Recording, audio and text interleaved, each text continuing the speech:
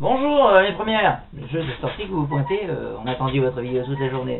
Genre, vous avez continué à 8h30 pour voir si j'allais pointer la vidéo.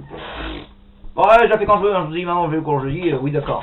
Ça c'est marrant, c'est vrai que l'heure à laquelle je fais ça, normalement je suis censé avoir déjà fini les cours aujourd'hui. Ouais, j'ai beaucoup de choses à faire, beaucoup de trucs à préparer, tout, etc. Hein. Voilà, donc... D'abord, je vais trouver un peu de temps libre là pendant que il y a des trucs qui sont en train de cuire.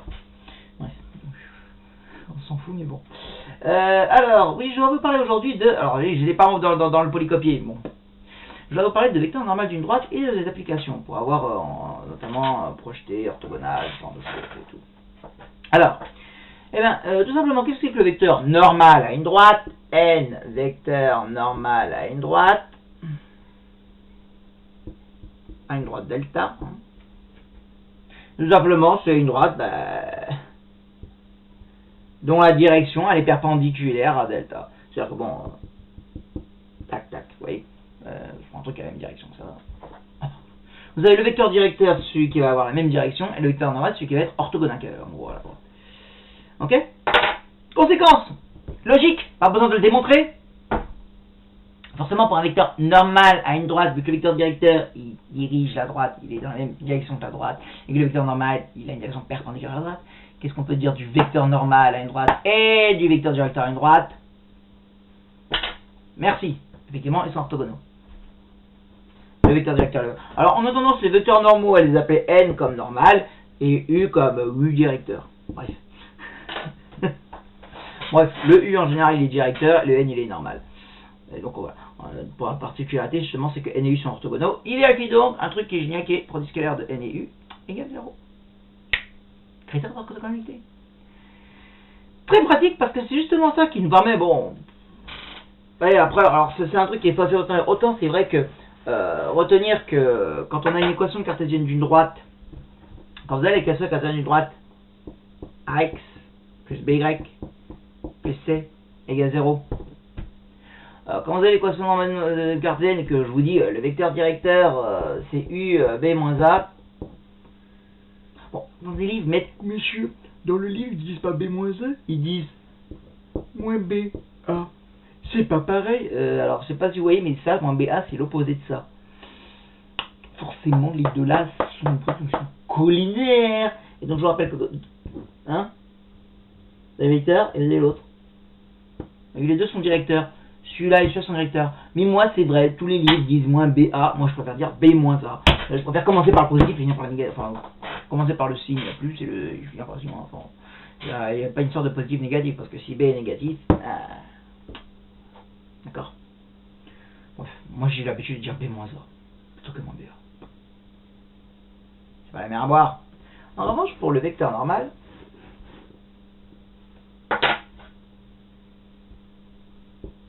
Le vecteur normal, c'est beaucoup plus facile à retenir, puisque le vecteur normal, vous voyez, c'est ax plus by.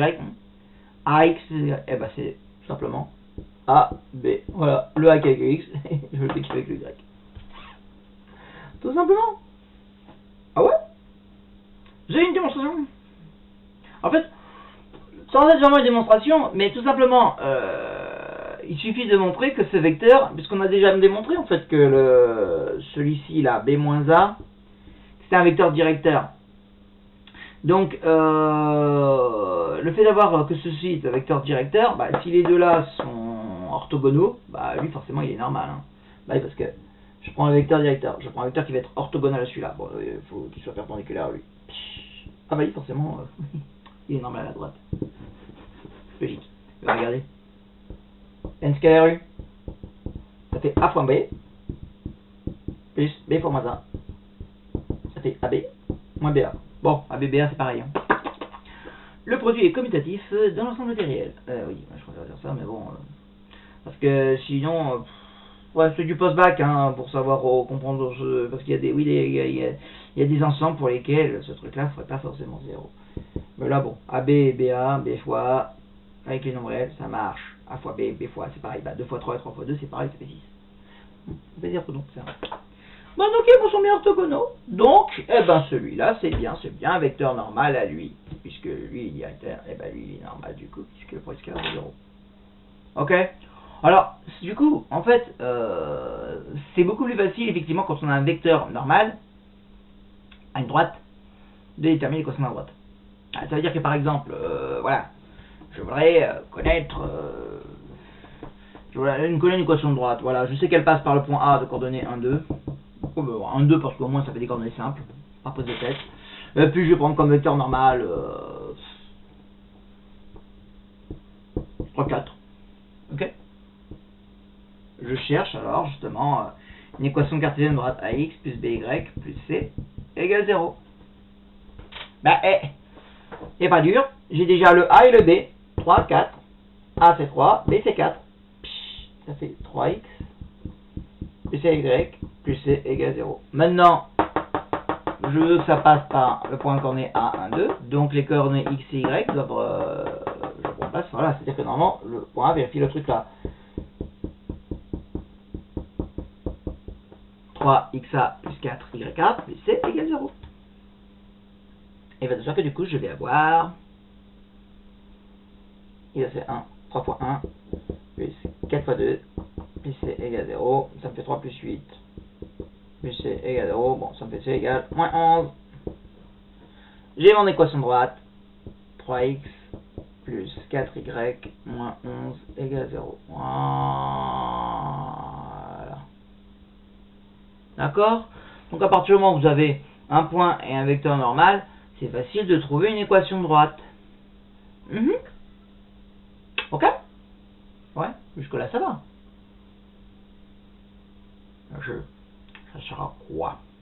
Parce que on faisait déjà pareil avec les vecteurs directeurs. Là, voilà, quoi, alors, avoir les coordonnées du vecteur normal, ça va nous servir à quoi, monsieur? Ça sert à quoi le vecteur normal? Ça sert à rien. J'ai que besoin que des dictats. Je m'appelle le râleur qui a toujours besoin de râler, de la ramener sa fraise en maths parce que j'ai envie de vous dire que ça sert à rien à votre cours. Bref. Non, mais ça fait des années que je me suis suivi des gens qui me disent toujours mais à quoi ça va me servir ça plus tard dans ma vie? Ah, rien, comme tout ce qu'on apprend à l'école. Non, tout ce que je dis toujours à mes élèves, la seule matière qui vraiment sert, vraiment, ce que vous apprenez dans la matière, bon, du moins quand vous avez les bases que vous apprenez dans la matière vous sert vraiment directement dans la vie, c'est l'anglais. Bon, l'espagnol aussi, les langues vivantes, quoi. Bon, l'espagnol, si je vais pas en Espagne, l'anglais, mais c'est la matière la plus utile, ça, du monde. C'est la matière avec laquelle vous communiquez avec le monde entier. Quand je vois, vous avez fait déjà des jeux en réseau, etc. Bon, bah... tu peux communiquer avec des gens qui de n'importe où, ils peuvent être habillés n'importe où, mais tout le monde sait parler anglais. Donc... voilà. Ah, moi je préfère jouer dans une petite guilde française. Ok, c'est sympa. Mais bon. Oui, alors, l'intérêt donc de ce truc-là, ben, c'est tout simplement, alors, parce qu'il y a autre chose que le programme, c'est à savoir le projeté orthogonal. Ça va déterminer les coordonnées d'un projeté orthogonal. Et voilà, j'ai une droite delta. Le projeté orthogonal, je vous rappelle, je crois qu'on l'avait fait au moment du projecteur. C'est le A, le point A, bah, et j'arrête comme ça perpendiculairement. H, c'est le projeté orthogonal de A sur la droite delta. Eh bien, si vous connaissez l'équation de delta, ou du moins un vecteur directeur,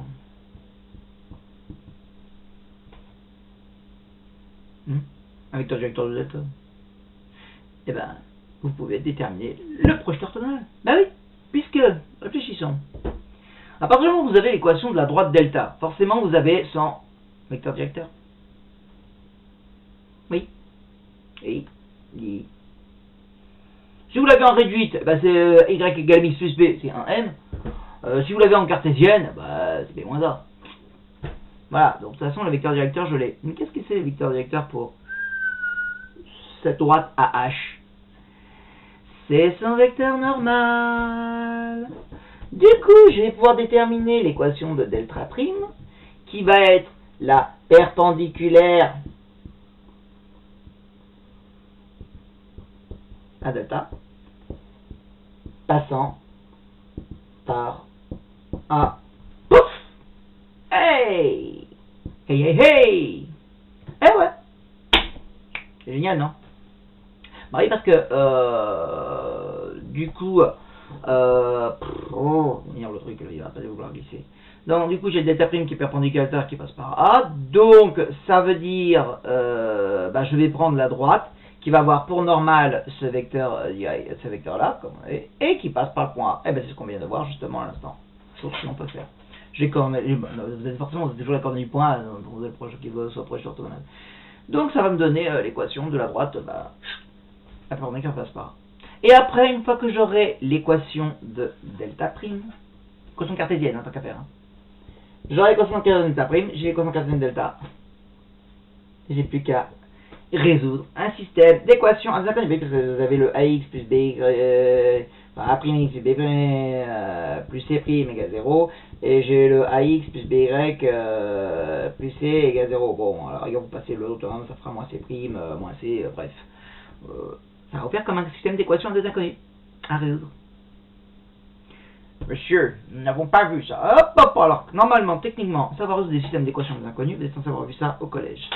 Vous avoir ça en seconde. Donc, normalement, ce sont des acquis que vous êtes censé déjà avoir.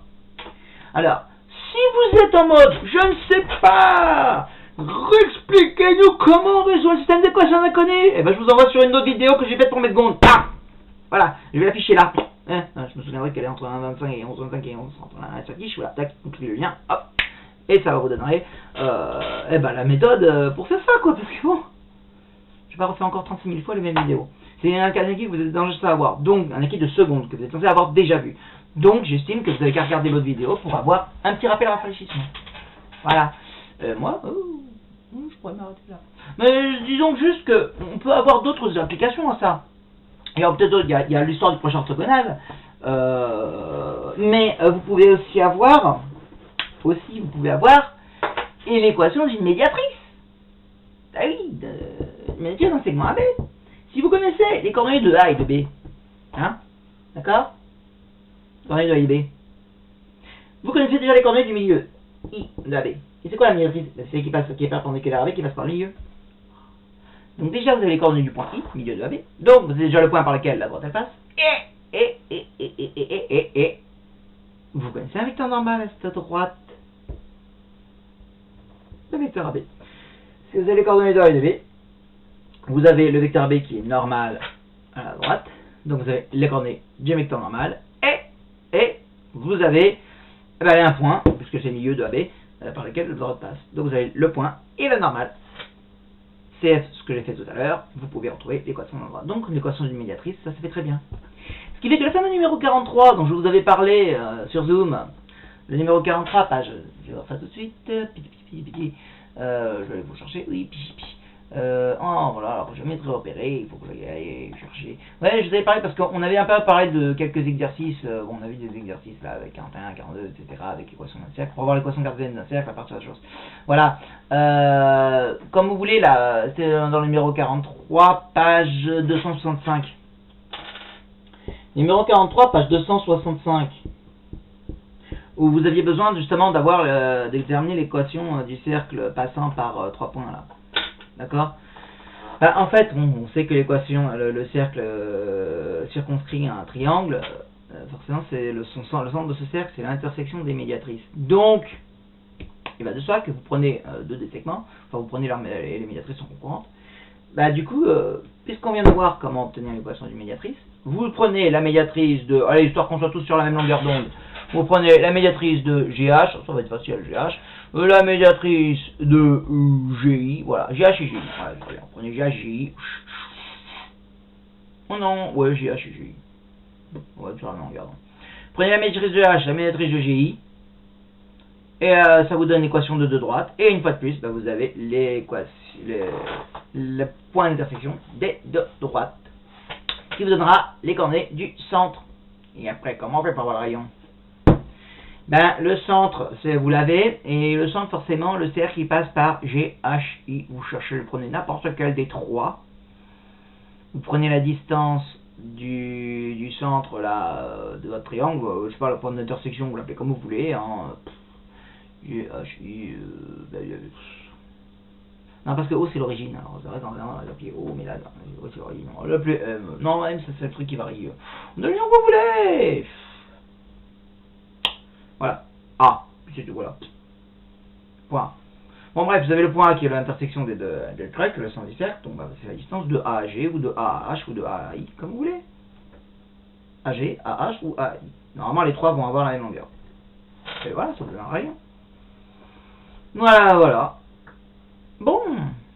Ah ben... Moi, j'arrête là pour aujourd'hui. Oh, c'est tout déjà? Oui, parce qu'il reste plus que, dans ce chapitre, il reste plus que l'équation de la parabole. Je vous dis, je la garde ça pour jeudi prochain. Parce que là, cette semaine, c'est un peu particulier, vu qu'il y en a un groupe, bah, le lundi, férié, pas court, sur deux. L'autre groupe, on va préparer le conseil, donc voilà, tac tac tac tac, il n'y aura pas vraiment de exercice, etc. Donc moi ça me permet comme ça la semaine prochaine de finir. Alors, évidemment, je ne vais pas laisser sans rien faire. Méchant monsieur, vous êtes un méchant monsieur. Oui. Bon, alors, histoire de se donner la main avec l'histoire de vecteur normal, une droite, et tout, etc. Vous allez me faire là le 36, page 265. Alors c'est pas pour lundi prochain, le temps que vous avez quoi. Alors déjà il y a 43. Ça. On commence à parler et je vous ai dit ce qu'il fallait faire. Bon, alors, mais avant de faire 43, d'accord, il y aura à faire. Mais avant de faire 43, page 265, et quand même pour vous familiariser avec ces histoires de normal à une droite qui... Ah non, c'est déterminé un vecteur normal, c'est nul ça. Bah voilà, très bien, voilà, déterminer l'équation de la médiatrice, voilà. Histoire de vous familiariser avec les petits trucs comme ça, ah bah, voilà, vous avez un très bon guide en fait avant le 43. Le 43 il est libre un peu de choix, mais vous avez, voilà, 37, 38, ils sont très bien. Ah oui, et avec l'histoire du projeté orthogonal aussi, parce que... mais c'est génial, vous allez me faire numéro 37... 38, 39, page 265. Voilà, le 38, c'est en fait c'est un guide pour le 43. Hein. Honnêtement. Ah oui, parce que le 38 vous dira juste comment obtenir le centre. Mais le 43, c'est un sorte de 38 évolué avec un autre truc en plus. Mais là, 37, 38, 39, c'est pour vous faire la main sur tous les différents trucs avec le vecteur normal. Et puis bah, le 43 qui est vraiment pour la concrétisation de la chose. Voilà. Et je vous retrouve jeudi prochain pour la suite et fin de ce chapitre. Et on a presque fini. Oui, il reste encore Python. Python exclu, on avait fini le programme, sérieusement. Enfin, allez, si Python exclu, je conclue le programme jeudi prochain. Bon, allez, je me garde les autres jeudis, les autres fois encore le mois de juin, du coup, pour finir l'année avec Python. Je vais m'y mettre sérieusement. Je vais essayer. Voilà. Bon, déjà, vous avez déjà un panel d'exercices. Alors, ne traînez pas, ne vous dites pas, c'est bon, j'ai une semaine et demie, j'ai 2 semaines. Parce que le jeudi prochain, je vais vous en rajouter d'autres. Donc, faites comme si c'était à faire pour lundi, par exemple, ou lundi. Débrouillez-vous, de toute façon. Monsieur le conseil de classe sera pas encore passé, parce que le conseil de classe, je vous rappelle une chose. C'est que vos conseils de classe, ils sont plutôt vers le 11 juin, ils sont plutôt mi-juin. Voilà. Bref, 37, 38, 1 et 43. Hop, allez. Bon week-end, bon gros week-end, machin. Lundi qui est férié. Et je vous retrouve donc jeudi prochain. Au revoir.